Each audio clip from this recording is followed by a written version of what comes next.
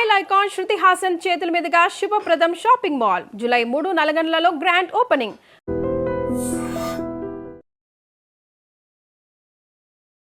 నమస్కారం, welcome to I dream. Dharma Margam with Vijitha కార్యక్రమానికి స్వాగతం.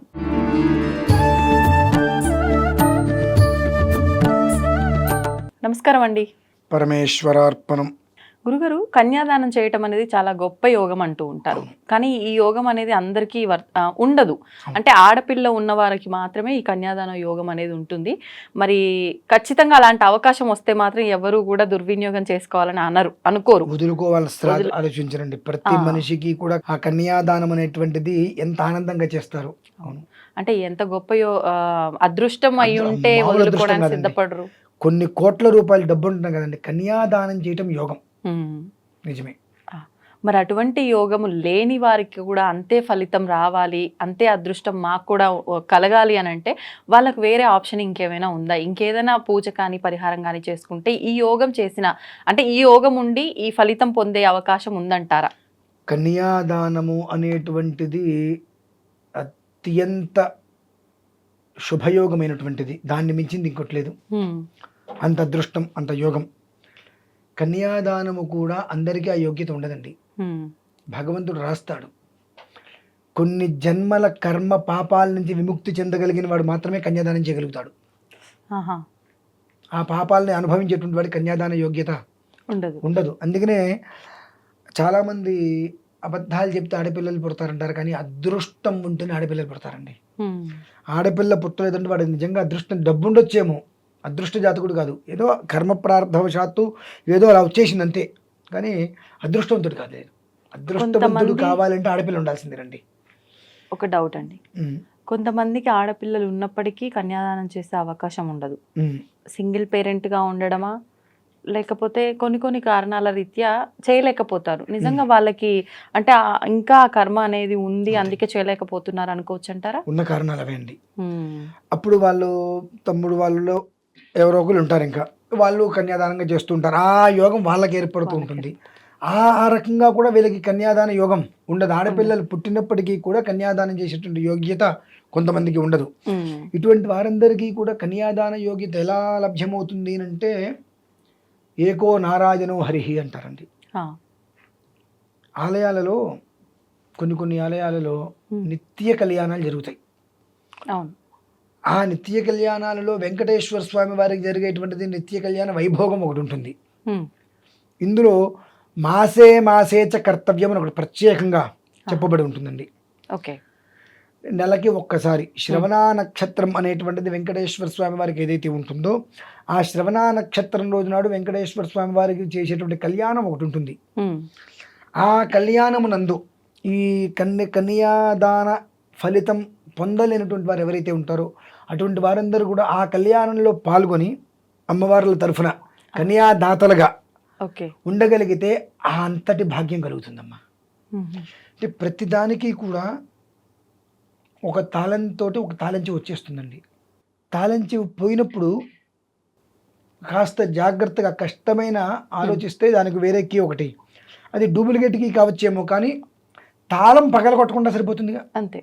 సమస్య అయితే సాల్వ్ అవుతుంది. తాళాన్ని మనం సుత్తి పెట్టి నానా దెబ్బలు, తాళం చెప్పి పోయింది, దెబ్బలు ఎవరికి తగులుతున్నాయి? సుత్తికి తాళానికి తగులుతున్నాయి. కానీ దాన్ని జాగ్రత్తగా తీసుకొచ్చి ఇంకొక కీ, డూప్లికేట్ కీ అంటాం కానీ చక్కగా ఓపెన్ అవుతుంది, క్లోజ్ అవుతుంది. ఆ మార్గాలు ఏమున్నాయి అనేటువంటిది పరిశీలించినప్పుడు మన కన్యాదాన యోగ్యత లేదు కదా, మనం బాధపడటం కాదు. ఆ యోగ్యతను ఎలా తీసుకోవాలి, ఎక్కడెక్కడ ఉంటుంది, దాన్ని ఎలా మనం సద్వినియోగం చేసుకోవచ్చు, ఆ ఒక్క ఫలితాన్ని ఎలా పొందవచ్చు. ఎంత ఫలితం అంటే అమ్మా, తిలై సూర్యమండల పర్యంతం అంటారు. తిలహ అంటే నువ్వులు. ఆ నువ్వు గింజ ఇంత ఉంటుంది.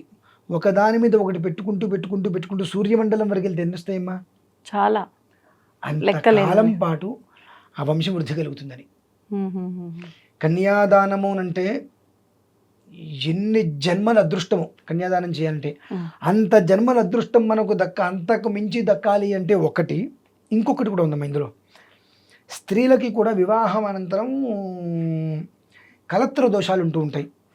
అంటే అనేక కారణాల రీత్యా విడిపోవటము, లేదంటే ఏదన్నా వెళ్ళిపోయి మళ్ళీ రెండో వివాహంలో రకరకాలుగా ఇంతలో ఇబ్బందులు పడుతుంటారు. అటువంటి స్థితి రాకుండా ఉండాలి అన్నా మాసే జరిగేటువంటి ఒక కళ్యాణంలో ముందుగా అమ్మవారి వైపున కన్యాదాతగా నిలబడి మనం చేసుకోగలిగితే ఆ కన్యాదాన ఫలితం ముందు వచ్చేస్తుంది. తద్వారా వచ్చేటువంటి పుణ్యంతో తర్వాత ఇంటి ఆడపిల్లని కన్యాదానం చేయడం వలన ఈ కలత్ర దోషం కూడా తప్పించబడుతుందమ్మా. అంత యోగ్యత ఉంటుంది. మనకు ప్రతి శ్రవణ నక్షత్రానికి కూడా ఇలా జరిగేటువంటి ప్రదేశాలలో మనం కన్యాదాతలుగా వెళ్ళి కూర్చొని కళ్యాణంలో పాల్గొనడం అనేటువంటిది భవ్యమంగళ యోగం అంటారు దాన్ని. అదొక యోగం కూడా. అటువంటిది రేపు మనకు 3వ తారీఖు శ్రవణ నక్షత్రం ఉంది, జూలై 3. మనకు కాటేదాను చెప్పుకున్నాం మనం. అవునండి. పద్మావతి గోదాదేవి సమేత శ్రీ సాలగ్రామ వెంకటేశ్వర స్వామి వారని చెప్పి ఆయన గురించి మనం చెప్పుకుంటూ వస్తే సుమారుగా ఒక 1000 పేజీల పుస్తకం రాయచ్చమ్మ. ఈ 10 సంవత్సరాలలో అక్కడ జరిగినటువంటి వింతలు, అనుభవాలు, ఆనందాలు, ఆయన చూపించినటువంటి లీలలు కానీ ఇవన్నీ రాసుకుంటూ వస్తే 1000 పేజీల పుస్తకం రాసేయచ్చు మనం. అంత అత్యద్భుతంగా జరిగింది. ఆ స్వామివారికి ప్రతి నెల శ్రవణ నక్షత్రం రోజు నాడు కళ్యాణం చేస్తారమ్మా. ప్రతి నెల శ్రవణ నక్షత్రం రోజు నాడు కళ్యాణం చేస్తారు.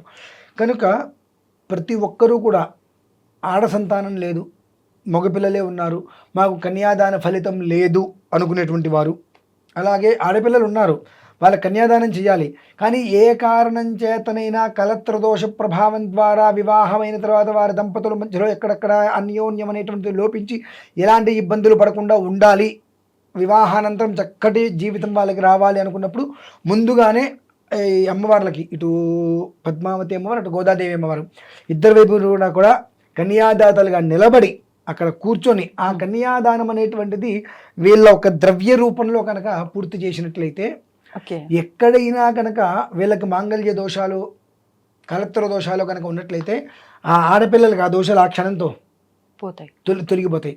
మళ్ళీ వాళ్ళ కోసం ప్రత్యేకంగా ఏవో కొన్ని జపాలు, పూజలు, శాంతులు చేయించాల్సిన అవసరం ప్రత్యేకంగా ఉండదు. ఈ ఒక్క విధానంతో అవి తొలగిపోతే చక్కగా కన్యాదానం చేసుకోవచ్చు. ఆ తర్వాత పుట్టేటువంటి మనవలతో హ్యాపీగా వీళ్ళ జీవితకాలం అడుకోవచ్చు. అటువంటి యోగం అనేటువంటిది బయటికి చెప్పడం కష్టం. ఎందుకు తెలుసా అండి? అది పరమ రహస్యం. పూజలు పునస్కారాలు అక్కర్లేదు. చక్కగా నెలకోసారి దేవాలయంలో జరిగేటువంటి దాంట్లో మీరు మొట్టమొదటి కన్యాదానంగా అమ్మవారిని మీరు చేసి తర్వాత మీ అమ్మాయికి జరిగిన ఎలాంటి ఇబ్బందులు ఉండకుండా హ్యాపీగా ఉంటారు అన్నప్పుడు ఆ అమ్మాయికి గ్రహదోషాలకి మేము పూజలు పునస్కారాలు చేస్తే కదా మాకు బ్రతుకు. ఈ విషయాలు చెప్తే మాకు బ్రతుకుండదు కదండి. కాబట్టి ఉన్న వాస్తవం చెప్తున్నా.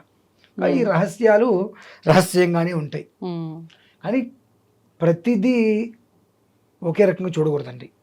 వాస్తవం. ఎందువల్లనంటే నీకున్నటువంటి కష్టం భగవంతుడిది ఏదో ఒక రకంగా తీర్చడానికి ఉంటాడు, కానీ నువ్వు ఏం చేయాలి? భగవంతుడికి ప్రీతి అర్థం చేయగలిగితే ఆ కష్టం నుంచి ఆయన బయటపడేస్తాడు వెంటనే. కానీ ఇక్కడ ఒక మనిషి తన ప్రీతి అర్థం చేసినప్పుడు కొన్ని కష్టాలు అనుభవిస్తారు, వెంటనే నీకు ఫలితం రాదు. భగవత్ ప్రీతి అర్థం చేసినప్పుడు కన్యాదాన దోషాలు వెంటనే తొలగిపోతాయి. ఎందుకంటే అక్కడ అన్ని రకాల విధానాలు అన్నీ జరుగుతూ ఉంటాయి. కన్యాదానం అయిపోయింది ఆల్రెడీ. ఎప్పుడైతే నువ్వు అమ్మవారికి కన్యాదాతగా నిలబడి నువ్వు అయ్యవారి చేతిలో పెట్టావో వాళ్ళు ఎంత అన్యోన్యంగా ఉంటారు. అదే అన్యోన్యతకి నీ యొక్క కుమార్తెకి వివాహానంతరం ఆ యోగ్యత కలిగేలా భగవంతుడు ఆశీర్వదిస్తాడమ్మా. ఇటువంటి చిన్నవి తెలుసుకోవాలి. కాబట్టి ఆ కాటేదాని వెంకటేశ్వర స్వామి దేవాలయంలో చక్కగా స్వామివారికి కళ్యాణం జరుగుతుంది ప్రతి శ్రవణ నక్షత్రము. సాధ్యమైనంత వరకు కన్యాదాన భాగ్యం కలగాలి. అలాగే వివాహానంతరము కలత్ర దోషాలు లేకుండా దంపతుల మధ్యలో సుఖంగా ఉండాలనుకున్న ప్రతి ఒక్కరూ కూడా శ్రవణ నక్షత్రం, ప్రతి శ్రవణ నక్షత్రం ఎంత ఖర్చమ్మా మహా అయితే ఆ దృష్టిలో ఉంచుకొని ప్రతి శ్రవణ నక్షత్రానికి ఎంతమంది అయినా పాల్గొనొచ్చా అండి? ఓపిక.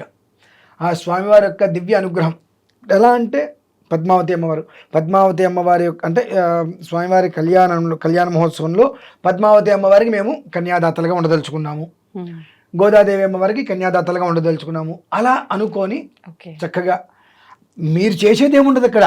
మీరు అక్కడ మీ ఒక్క కృతంగా మీ ద్రవ్యముతో అర్చక స్వామివారులు చేస్తారు. కాకపోతే ఫలితం మనకే వచ్చేది.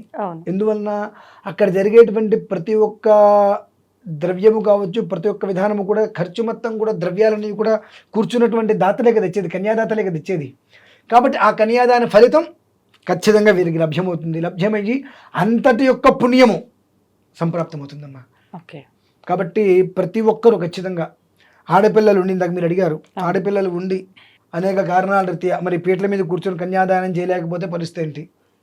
ఓకే, ఇక్కడ కూర్చోండి, అక్కడైనా కూర్చొని ఆ రకంగా ఫలితాన్ని పొందండి. దీనివల్ల ఏంటంటే అంటే ఆ రకంగా ఫలితాన్ని పొందినప్పుడు ఉత్తరోత్తర ఆ పిల్లలకి ఆ ఇబ్బంది రాకుండా ఉంటుంది.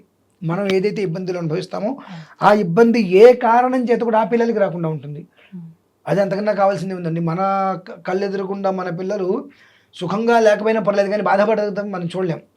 ఏదో వాళ్ళకి కష్టము, వాళ్ళ కాయో కష్టము, వాళ్ళు తింటున్నారంటే ఓకే, కష్టపడుతున్నారు, వాళ్ళు బాధపడుతున్నారంటే మనకే కదా. కాబట్టి మన కళ్ళు ఎదురకుండా మన తర్వాత కూడా వాళ్ళకి ఇటువంటి పరిస్థితి రాకుండా ఉండడానికి కూడా చక్కగా అవకాశం ఉంది దీనివల్ల. తీసుకొచ్చండి. ధన్యవాదాలు గురుగారు. పరమేశ్వర అర్పణం. తవ్వండి, తవ్వుతూనే శివలింగం. సరే, దాన్ని అట్లా కప్పేసేయండి, చూపించదండి. Krishna is there. మూర్తి పూజ కాదు, సాక్షాత్ బ్రజేంద్ర నందన భగవాన్ ఉన్నారు మూర్తిలో. ఏమీ ఆశించకుండా ఆరాధించే వాళ్ళు కూడా ఉన్నారా ప్రభుజీ? నిజమైన భక్తి అంటే మనకు తెలియదు కాబట్టి